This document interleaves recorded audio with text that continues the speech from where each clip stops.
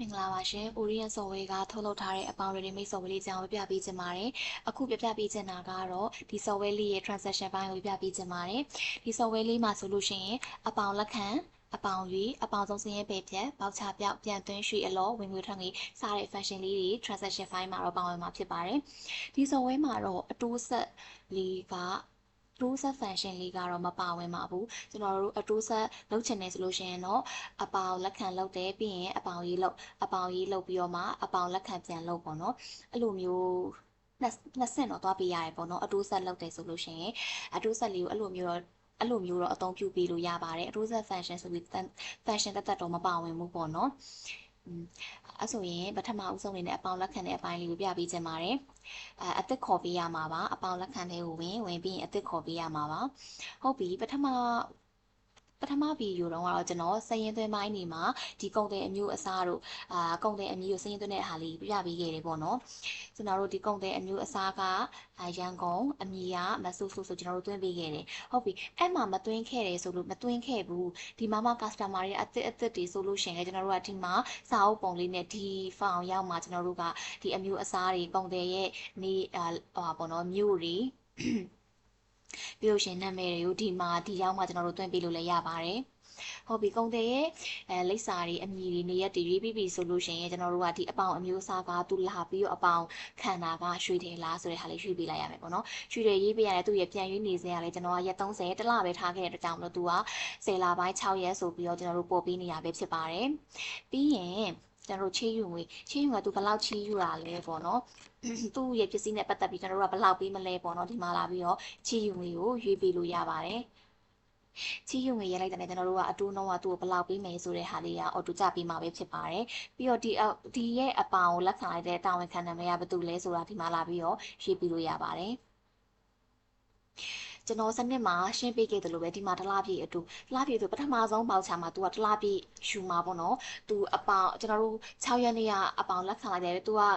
9ရက်နေ့မှာပဲရွေး10ရက်နေ့မှာပဲရွေးပထမဆုံးလအနေနဲ့တော့တစ်လားဆိုပြီးတော့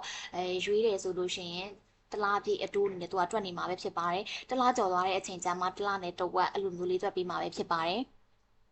ဒါကတော့တလားပြည့်အတူအပိုင်းပေါ့နော်နောက်ပြီးတော့ခါကျဒီမှာကျွန်တော်တို့ web ကန်နေသတ်မှတ်ထားတယ်ဆိုလို့ရှိရင်ကျွန်တော်တို့ဒီမှာလာပြီးတော့ web ကန်နေနဲ့ပုံလေးရိုက်ပြီးလို့ရပါတယ်ဒါကတော့နာမည်နဲ့ချေးယူငွေတွေပြန်ရွေးနေစေတွေအပေါင်မျိုးစားတွေရွေးတာပေါ့နော်ကျွန်တော်တို့ဒီတီးပိုင်းမှာကတော့ဟုတ်ပြီဒီအပေါင်ပစ္စည်းလေးကဘောက်ချပါလားဘောက်ချမပါဘူးလားဘောက်ချပါရင်လည်းဝယ်ယူဆိုင်ပါလားကျွန်တော်တို့ဒီမှာလာပြီးတော့ထည့်ပြီးလို့ရတယ်ဘောက်ချပါတန်ဖိုးကအဲ့တုန်းကဘယ်လောက်လဲပေါ့ပြီးတော့မှသူ့ရဲ့ပစ္စည်းအမျိုးအစားဆွဲကြိုးလားလက်ကောက်လားဒီမှာလာပြီးတော့ရွေးပေးရမှာပေါ့နော်ခုနကကျွန်တော်စရတဲ့မနဲ့မှာထည့်ခဲ့တဲ့ဟာတွေကဒီမှာလာပြီးတော့ပေါ်ပေးနေတာပါအဲ့တော့ဒီမှာပစ္စည်းအမျိုးအစားကြီးမထည့်ခဲ့ရတဲ့ဟာကြီးဆိုလို့ရှိရင်ဒီမှာတစ်ခါတည်းလာပြီးတော့ထည့်ပေးလို့ရပါတယ်စရတဲ့နဲ့မှာတတထည့်နေစရာမလိုဘဲနဲ့ဒီရဲ့ဘေးကစာအုပ်ပုံလေးမှာပဲကျွန်တော်တို့လာပြီးတော့ထည့်ပေးလို့ရတယ်ပြီးအမှတ်အသားကတော့အမှတ်အသားကျိုးနေလားကြီးနေလားလာပြီးတော့ထည့်ပေးလို့ရတယ်ကျိုးဒီမှာမဟုတ်ဂျိတ်ပြုတ်ပေါ့နော်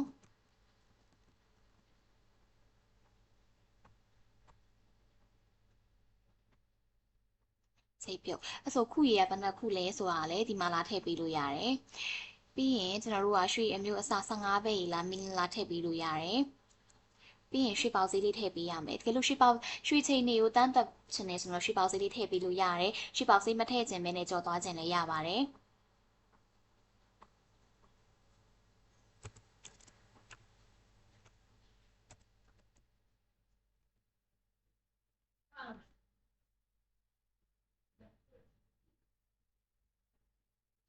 ရွှေပေါက်ဈေးက